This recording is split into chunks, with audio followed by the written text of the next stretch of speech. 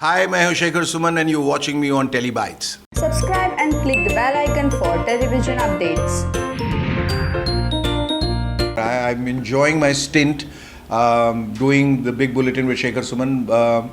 मज़ा आ रहा है कंटेस्टेंट्स को करीब से देख के और उनको जान के पहचान के उनके बारे में टीका टिप्पणी करके थोड़ा एक तंज़िया एक तरीक़े से एक सरकाज़म के साथ एक अलग तरीके से, ताकि उनको बात भी वहाँ तक पहुँच जाए जहाँ तक मैं पहुँचाना चाहता हूँ और उनको बुरा भी नहीं लगे. तो मेरे ख़्याल से एक पूरे हफ्ते की थकान के बाद जब मैं अपने तरीके से बात करता हूँ तो वो बात समझते भी हैं और थोड़ा मुस्कुराते भी हैं, कभी कभी तालियाँ भी हो जाते हैं. प्रियंका मैं बार बार ये कह रहा हूँ कि मुझे वो बहुत स्ट्रॉन्ग कंटेस्टेंट शुरू से ही नज़र आ रही है, और वो इसलिए कि वो बिल्कुल तटस्थ है, अडिग है, और अब उसे मालूम है कि उसे कहाँ पहुँचना है और कैसे पहुँचना है.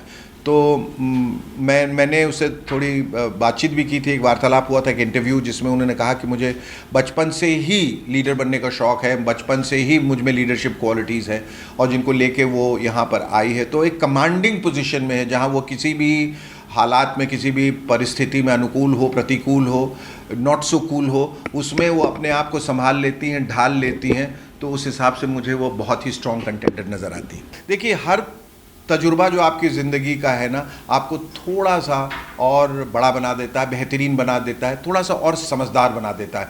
तो जब भी आप कोई शो करते हैं तो अपनी ज़िंदगी के जितने तजुर्बात हैं, जितने भी एक्सपीरियंसेस हैं, आप वो लेके आते हैं और आपको मालूम कि इसमें मुझे क्या करना है और कितना करना है.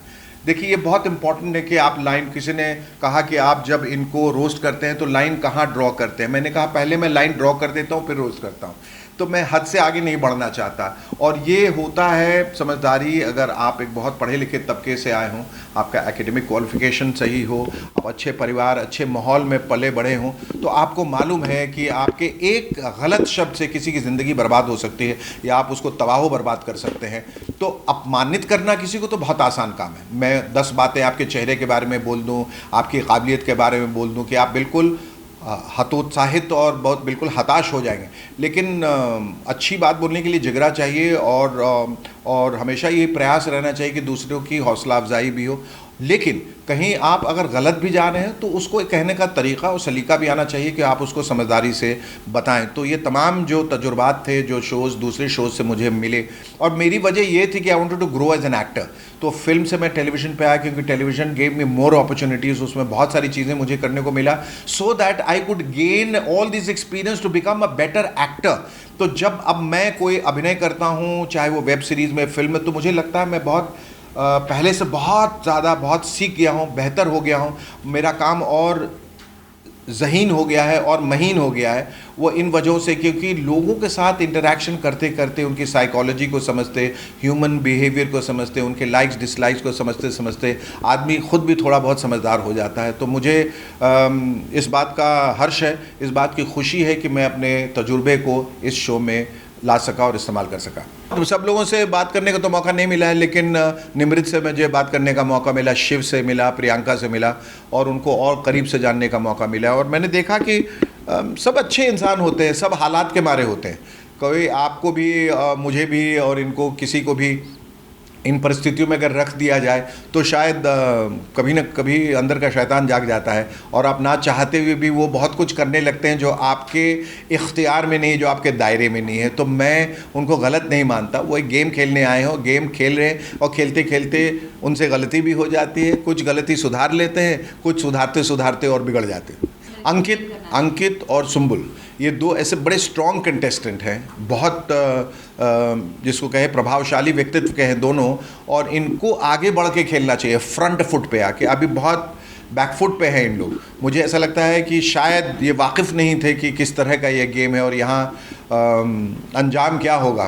तो अब चूँकि 1 महीना होने को आया है और वो समझ रहे हैं धीरे धीरे. अब वक्त आ गया है, अब बल्कि वक्त उनके पास रहा नहीं कि अब वो इसी तरह से पीछे बैक बेंचर बन के बैठे रहे, बल्कि आगे आए. गेम उन्होंने देखा, सीखा है, उसको अपनाएं और आगे बढ़ें. बिकॉज अगर ये अपना रास्ता बदल लेते हैं तो ये भी स्ट्रॉन्ग कंटेंडर्स में शामिल हो जाएंगे. ये शो मैंने देखना शुरू किया है क्योंकि अब ये पूरी तरह से मेरी जिम्मेदारी हो गई है कि मैं शो को अपने तरीके से समझ सकूं और अपने परसेप्शन में ढाल सकूं. तो ये बहुत ज़रूरी हो जाता है। और जो बिग बॉस की टीम है, जो बहुत कुछ रह जाता है मुझसे, जो बहुत अंदरूनी बातें हैं जो मैं देख नहीं पाता हूँ या वो दिखाते नहीं हैं, तो वो मुझे बता देते हैं, तो मैं उसको भी शामिल कर लेता हूँ अपनी बातों में। जी, मैंने आपको बताया कि प्रियंका और अर्चना जो हैं वो बहुत स्ट्रॉन्ग मूव जो हैं वो आगे आगे उस हिसाब से बढ़ रही हैं। शिव जो है कि बहुत तजुर्बेकार है और बिग बॉस का विनर रह चुका है, तो उसके पास वो एक्सपीरियंस है, वो तजुर्बा है, उसे मालूम है कि इन रास्तों को कैसे पार किया जाता है, कि उन रास्तों में पहले वो चल चुका है। तो वो भी आप देखिएगा धीरे धीरे वो अपने आप में आके एक विशाल व्यक्तित्व जो है वो उसका प्रदर्शन कर सकता है, एक स्ट्रॉन्ग कंटेंडर बनेगा मेरे हिसाब से। वो धीरे धीरे करके आ रहा है, वो बहुत कोई जल्दबाजी में नहीं है।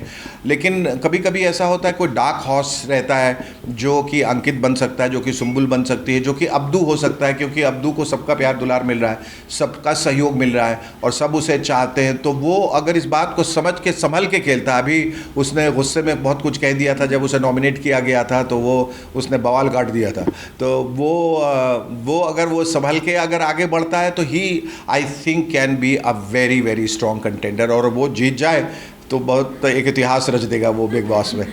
मुझे ऐसा लगता है कि कुछ एक लोग जो पनप नहीं रहे हैं या बढ़ नहीं रहे हैं, उसमें MC स्टैन है, वो जो ग्रोथ होनी चाहिए थी वो नहीं है। गोरी नागोरी में वो ग्रोथ नहीं है। इन दोनों में से शायद कोई हो सकता है। तो मुझे लगता है कि मैं ज़िंदगी जिस मकाम पे आ गया हूँ, मैं भीड़ का हिस्सा नहीं बन सकता। I can only be a leader. मैं अपनी एक आवाज़ हूँ, मैं गूंज नहीं बन सकता। तो और दूसरी बात ये है कि मैं देख चुका हूँ कि किस तरह से people get on to your wrong side, और मैं नहीं चाहता कि मेरे अंदर जो भी खामियां हैं वो तूफ़ान बन के बाहर आ जाएं, और मैं ख़ुद अपने आप पे शर्मसार हो जाऊं कि मेरे अंदर इतनी बुराइयां थी, मुझे मालूम नहीं था। मैं इसी तरीके से दिखना चाहता हूं। मैंने कहा कि मैंने हमेशा अपना शो किया है अलग से, तो मैं इसी तरीके से दिखना चाहता हूं अलग से। मैं छोटा बड़ा जो भी हूँ, जितनी भी छोटी जगह, छोटी ज़मीन पे मैं खड़ा हूँ, मैं बस अपनी ज़मीन पे खड़ा रहना चाहता हूँ। इसमें कुछ अलग किस्म के लोग जाते हैं और उनकी ज़रूरतें भी अलग अलग होती हैं। किसी को शोहरत चाहिए, किसी को पैसा चाहिए, किसी को ग्लानि हुई है, कोई अपना गिल्ट, कोई रिमॉर्सफुल रहा है, कोई अपने पाप धोने आया है, कोई अपनी छवि साफ़ करने आया है। मैं ऐसे लोगों से वाक़फ़ियत नहीं रखता जो इस तरह की शोहरत चाहते हैं। मैं नहीं कह रहा हूँ कि इसमें कोई भी बुराई है जो आते हैं लोग, लेकिन वो अपनी वजहों से आते हैं और उन वजहों से मैं अपने आप को आइडेंटिफाई नहीं करता हूँ।